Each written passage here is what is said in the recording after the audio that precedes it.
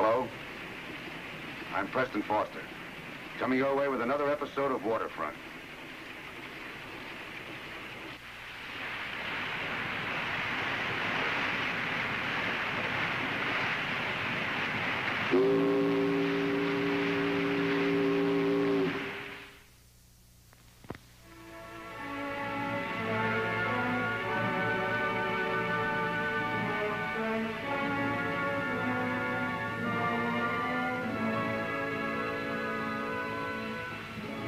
Wife, are you sure he's keeping tabs on you? Huh?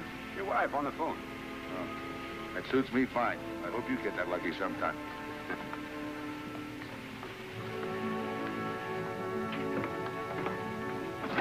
Hello? Hello, mate.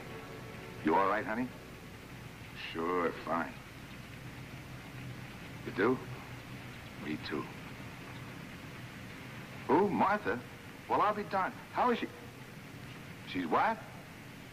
A boyfriend? That's wonderful. Sure, yeah, we'll be home plenty of time. All right. So long, sweetheart. You look like the canary that swallowed the cat. What gives? An old friend of ours just blew into town, Martha Chapman. She and Mom used to go to school together. That's the widow you told me about that lived in Denver. Still does. A little too romantic and a little woolly-headed now and then, but she's got a heart as big as that binnacle there. It's been pretty lonesome the last few years, ever since her husband died. It was a car accident, wasn't it? I seem to remember something about it. Yeah, 5 years ago. Now she's found somebody she wants to marry. May says she brought him up to the house.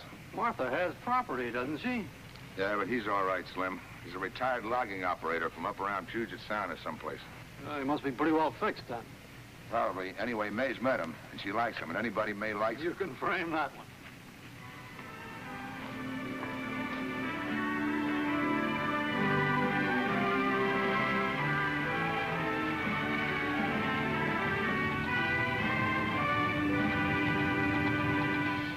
And look, there's Mom and Captain John soon after they were married. I know. I took the picture. Martha, really? Indeed, I did. I was the bridesmaid. Just think your Jim hadn't even been born yet. That's her husband, Eric's oldest boy. Oh, and there's one of... Hi there. Oh, John. Oh. Well, Martha. And how's my favorite daughter going? Your favorite? I'm your only one. So, you're my favorite. Oh, darling. May. I'm so glad you're home again. Martha, this is wonderful. Oh, and you don't look a day younger. I mean older. Well, Captain Oscar, I want you to meet John. John, oh, dear. Oh, I don't know what I mean. I'm so happy. I see you haven't changed a bit. I'm, John Herrick, Oscar. You might never get to know. Yeah, she's a great little girl, isn't she? It's great to know you, sir. Any friend of Martha's? Well, that's mutual. Say, that's quite a car you got out there. Yep, it's a pre-wedding present. Well, lucky girl. Lucky me, you mean. See, I've always been sort of an easy-going, bread-and-butter kind of a guy. I'd drive anything that'd get me there. Didn't care anything about looks in anything till I met my girlfriend here. When was that? Oh, 6 months ago. 6 weeks, dear. Oh, I'm kidding. Okay, 6 weeks ago. Anyway, when she sprang this western trip on me to meet you folks, she turned thumbs down on the heap I'd driven so long and bought me that. Well, that's a good deal. Sit down, be comfortable. May tells me you used to be in the logging business. Yeah, that's quite a business. Since I've got Martha here on my mind, I haven't been able to think of anything else. Oh, by the way, how was your trip back from that... Santa Cruz Island. Just routine. Speaking of logging, I used to tow log booms in Puget Sound years ago. Was that so? Martha, don't you think that we should... Yeah, I lived on Salt Chuck up there for quite a while. Let's see. Salt Chuck? What's that? There's a picture here in the album somewhere of the tug I was working on, the Thea Foss. It means salt or pickled beef. Why, that... You were saying? Nothing. It doesn't matter. Can't find it. Oh, May, when are you going to open up that can of beans? I'm starving to death. You may come right in. Dinner is served. Oh, now, here you know how to Come on, lady. And you'll put them in your shade. Goodbye. For Martha, Oscar, please. Happy, darling? How could I be anything else with you and my friends? Bless you. I hope you always feel that way. Martha, why don't you and Oscar come down with me tomorrow and visit John on the tug? Well, we couldn't impose on you. Besides... Why not? We'd be glad to have you. Oh, Oscar, please. I'd love to. Well, but we can't stay very long. That's okay, whatever time you can spare. By the way, Oscar, where were your logging headquarters up in the Northwest? You mean the main office? Yeah. Seattle. Why? Well, that's great. You've got a treat coming. There's a Propeller Club dinner Tuesday night in Los Angeles. Some of the old Seattle logging men will be there. You remember old Pegleg Olson? Owned the Rainier Sawmill Company? Oh, you mean Pegleg Olson? Yeah. Yeah, well, tell him hello if I don't get to see him. Yeah. You know, this is the best pie I've ever had. You suppose you could teach my Martha to cook like this? What a thing to say. If I could cook just half as well as Martha, I'd be happy. Well, that's all I want to know. Well, dear, it was wonderful to see you. Good night, Martha. Good night, John. Right, dear. See you tomorrow, Oscar. Good night. Thanks for the dinner. Oscar. Good night. Night, dear. Bye. Bye, dear.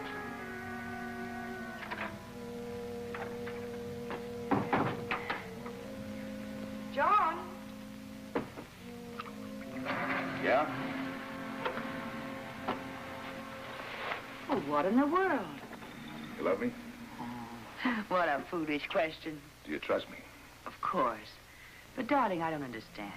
In the middle of dinner, you suddenly started acting so strangely.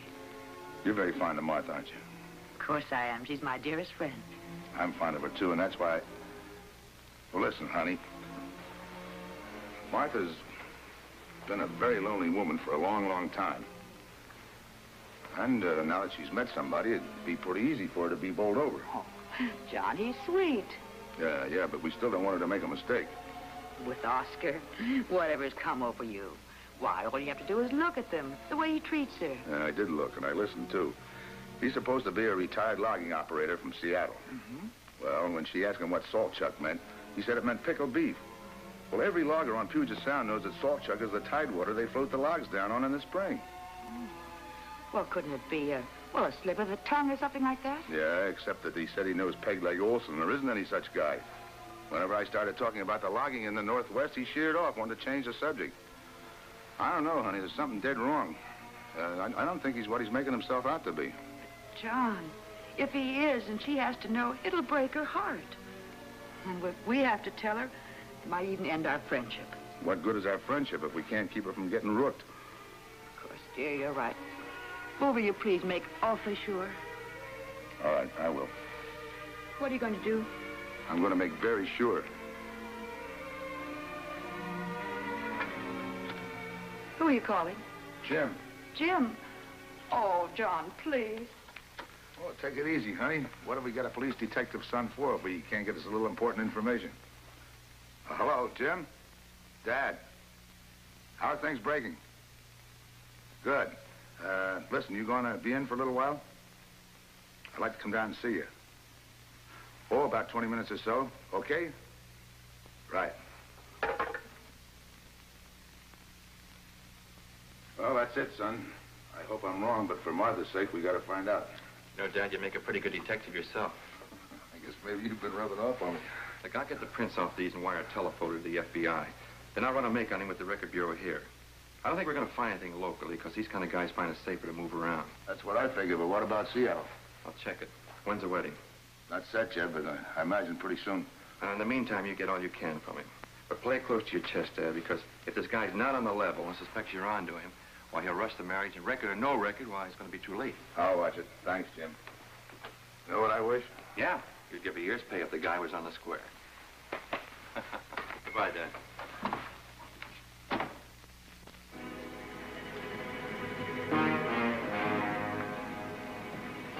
Where's your crew, Captain? Got a day off.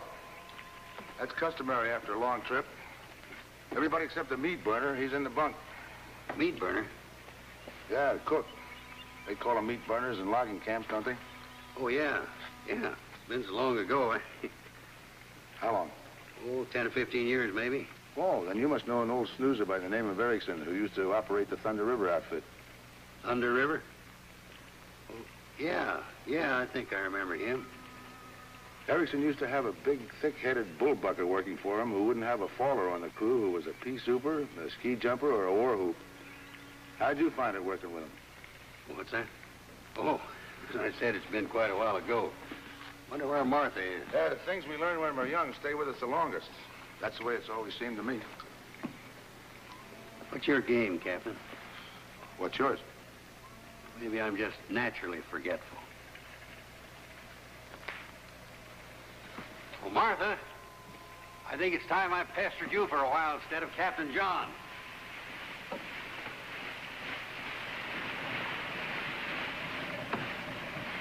All right, John, when'd you get back from Santa Cruz? What do you care? Who towed you back? Friend of yours? Sound like it. We've been getting in each other's hair for years. Certainly. John, couldn't Billy make us some sandwiches? Let him rest. We can do it.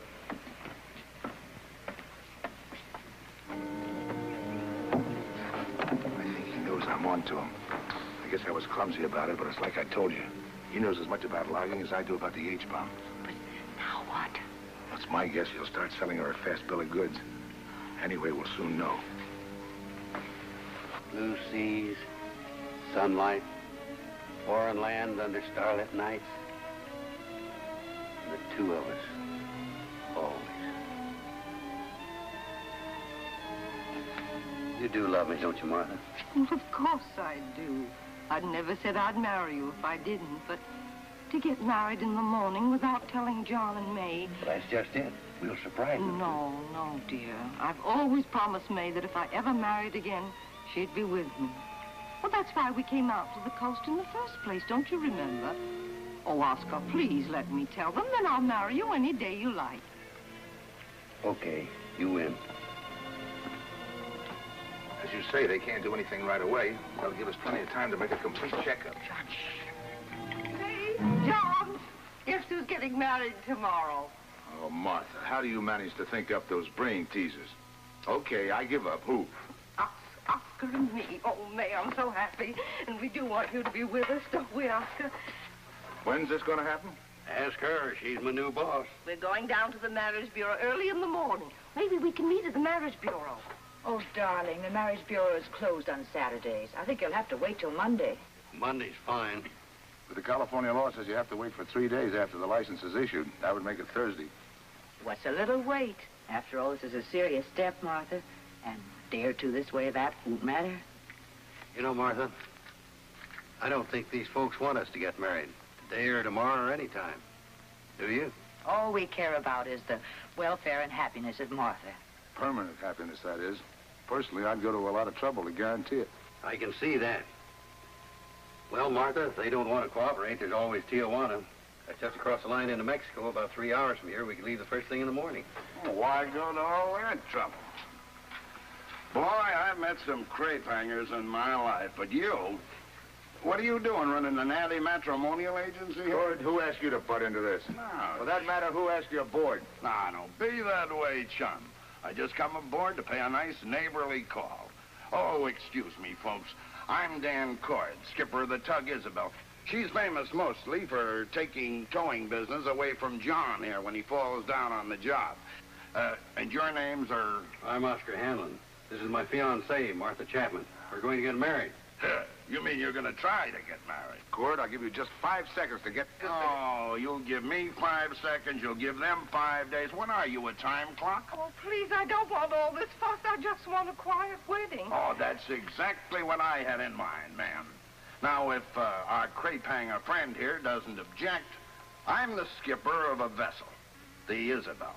And I'll take you to sea tomorrow and marry you myself. Oh, well, I want to marry Oscar, not you. I mean, I'll perform the ceremony. Oh, well, that's a wonderful idea. Don't you think so, Oscar? Sounds good. Except that if Captain String here... Cord, ma'am, Cord. Cord. Well, if Captain Cord can marry us, why can't you, John? You're the captain of the ship, and you're our friend. I know, but it was Cord's idea. If you do decide to go ahead with it, though, May and I would kind of like to go along.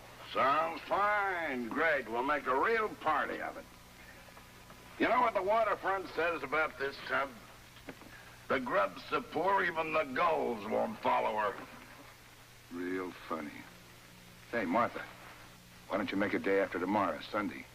That would give you and May a day to get some clothes and get your hair done. That's perfect. We can go shopping. Oh, Oscar, please say yes. You're my baby, whatever you say. John, are you out of your mind? You mean by siding in with them? How else was I going to stall for time? I know what I'm doing. I think.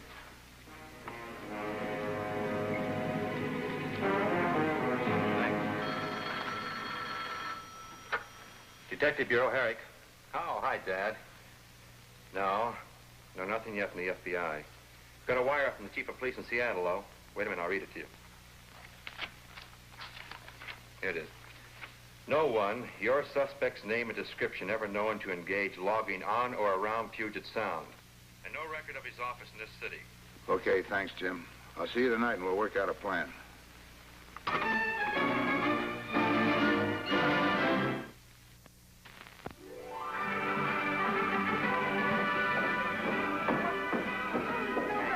on, Ford. Help us glad to be aboard. Very exciting. There we go. Oh, cute. There we are. Hey, you look like a bride yourself. Very, very shape.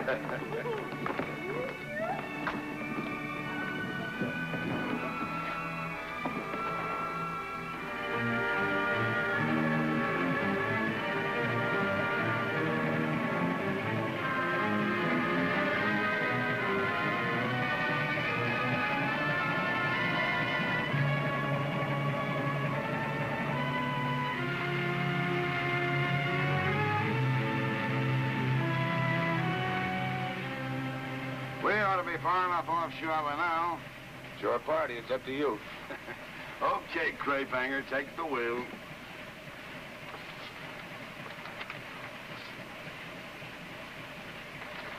Okay, folks. It's almost time for the big event. Let's get below the afterdeck. There's more room there. Come on, John. We're even two.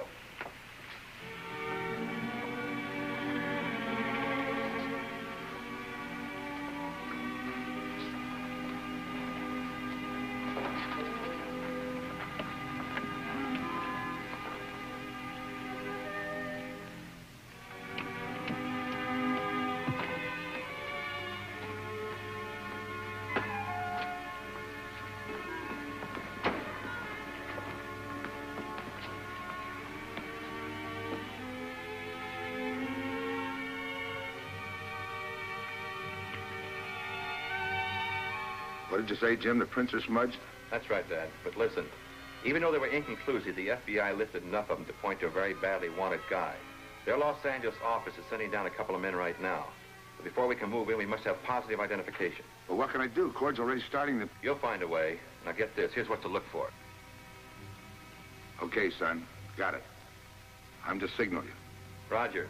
Now, if he is the guy, he's wanted on a murder charge, huh? He may be dangerous, so watch your step. Goodbye, Dad.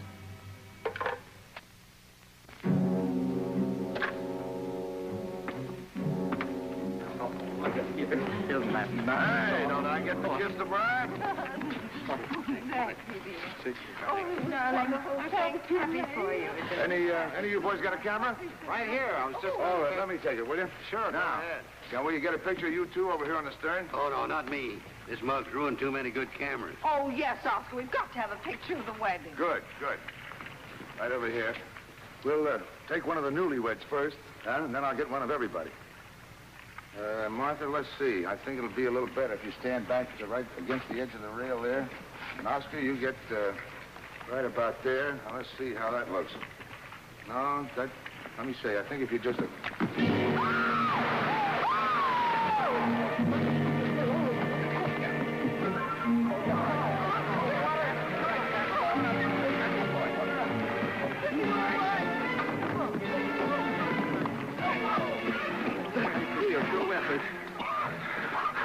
I'm sorry, Oscar. I tripped over that bit.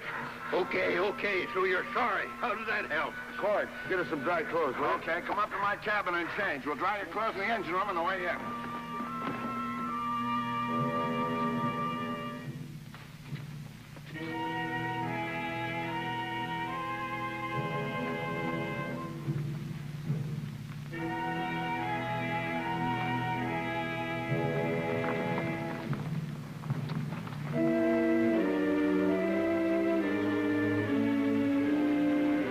I think we ought to let the folks know we're coming, don't you?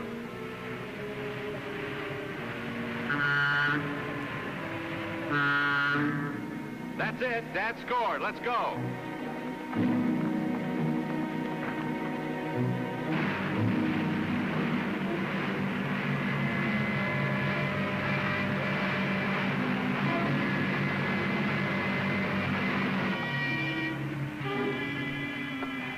Martha, don't you think we better go and freshen up before we dock? Just a moment, May. Look at that speedboat. Isn't it pretty?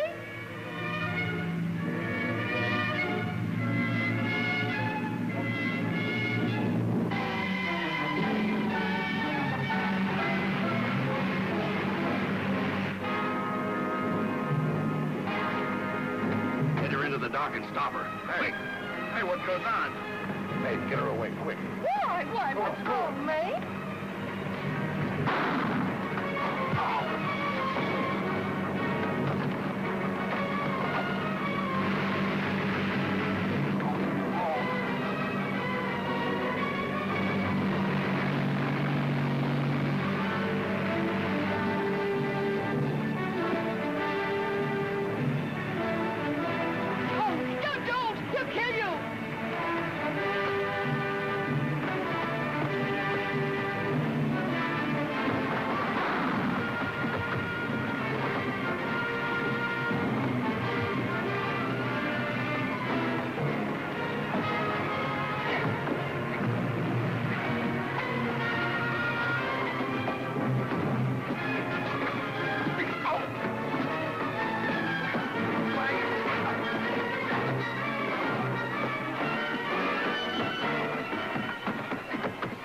Take it easy, Brenner.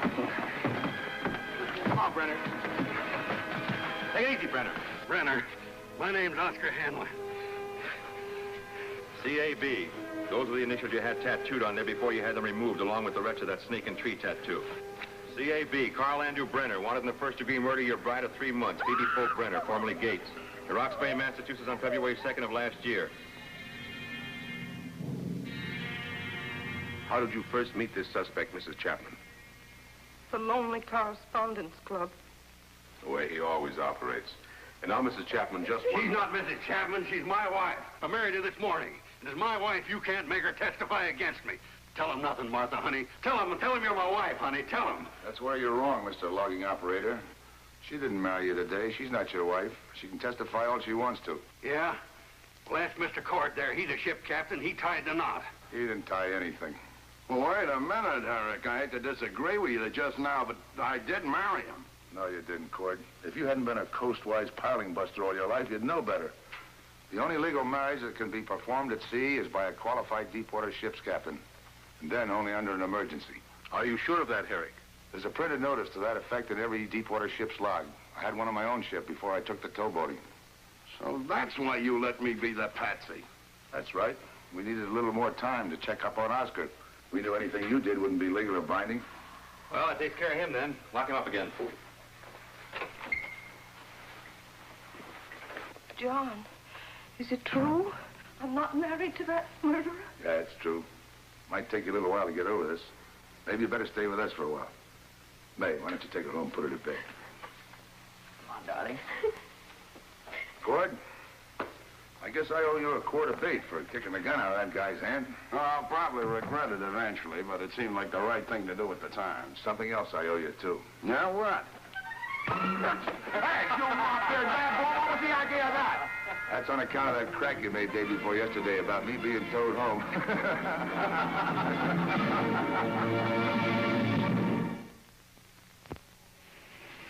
Well, we hope you enjoyed tonight's story, and that you'll be with us next week for another episode of Waterfront.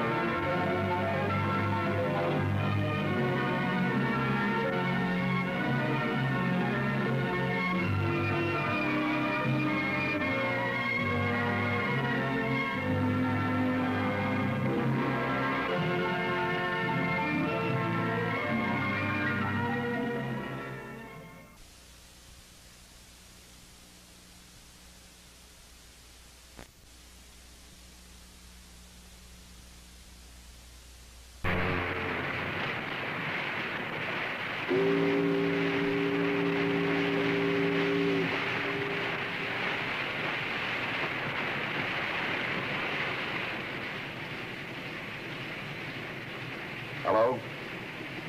I'm Preston Foster. Coming your way with another episode of Waterfront.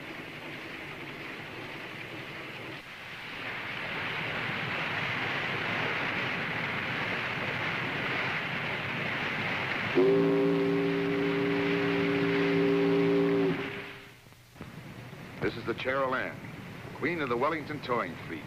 The kind of husky tug it takes to bring the big ships safe to their berths.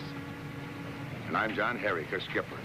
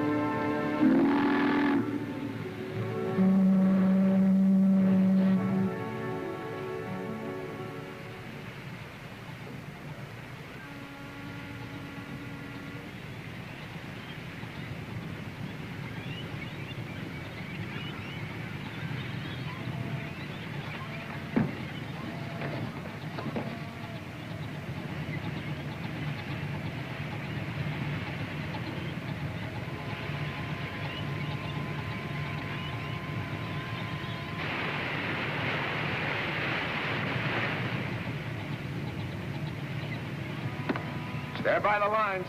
Right, Skipper.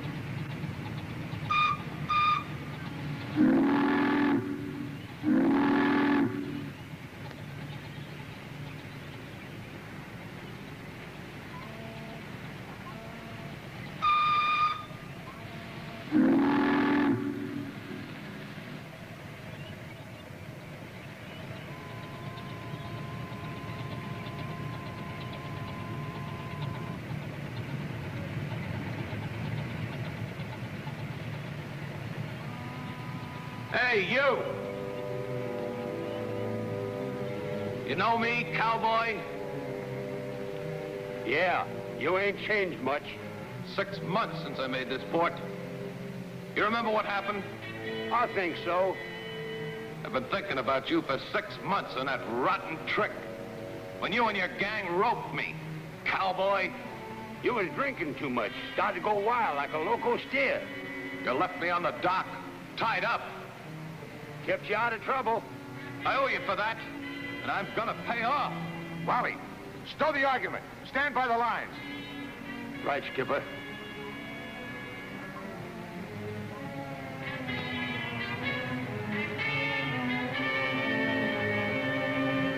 You left me tied up for the deckhands to laugh at. I owe you for that.